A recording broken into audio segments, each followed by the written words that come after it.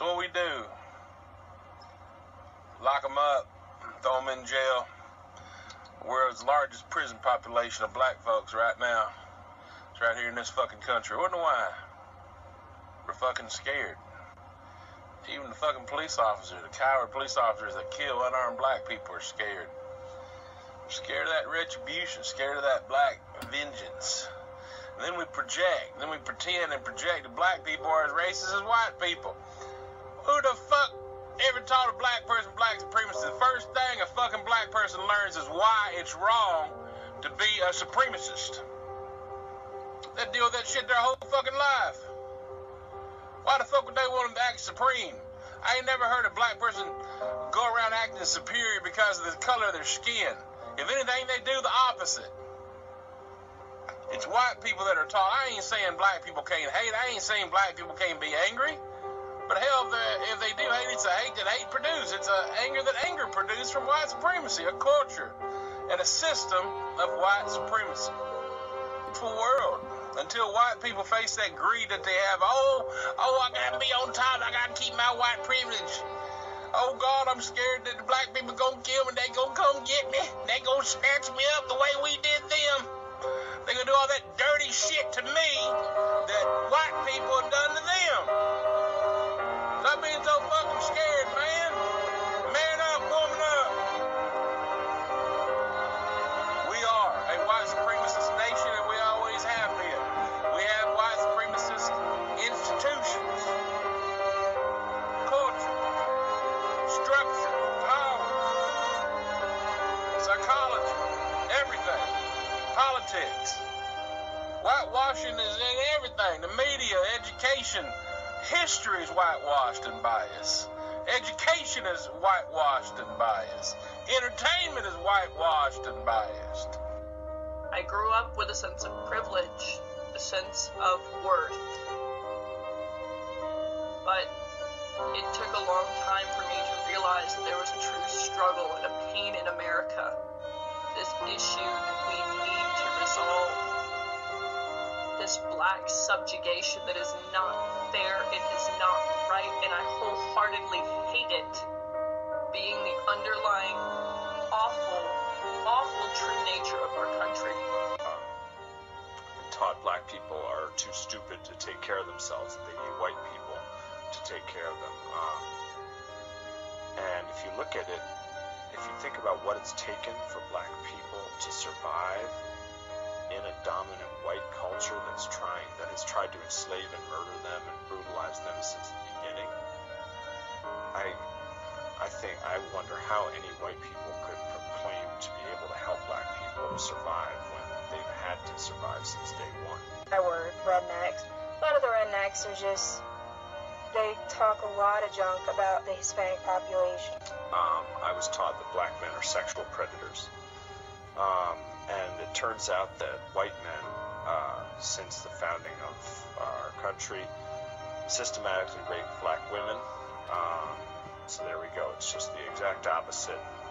My ancestors are the ones that stole the land from Native Americans, stole the labor and sweat and blood of black people, and even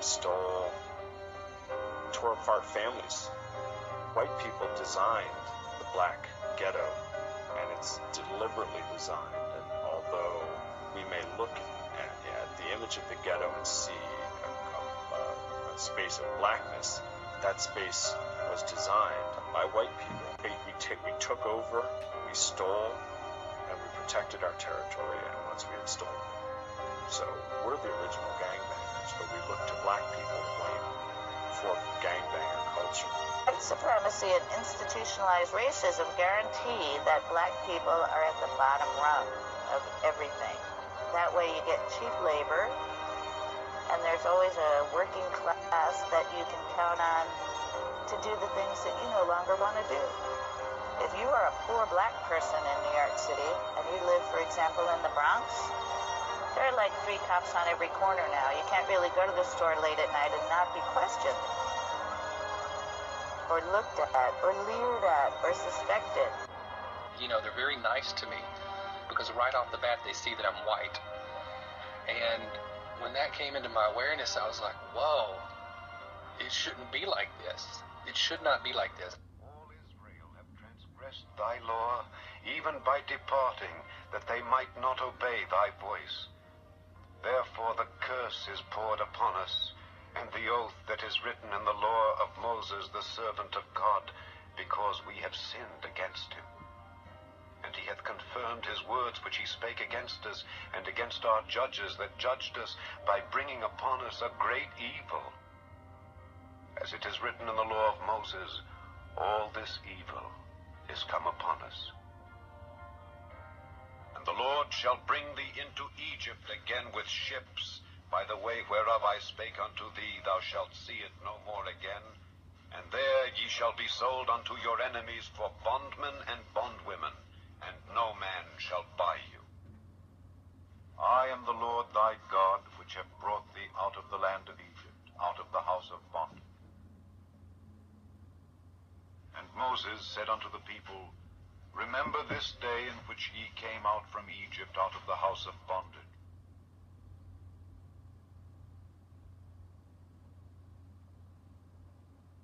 And there ye shall be sold unto your enemies for bondmen and bondwomen. And there ye shall be sold unto your enemies for bondmen and bondwomen. And there ye shall be sold unto your enemies for bondmen and bondwomen.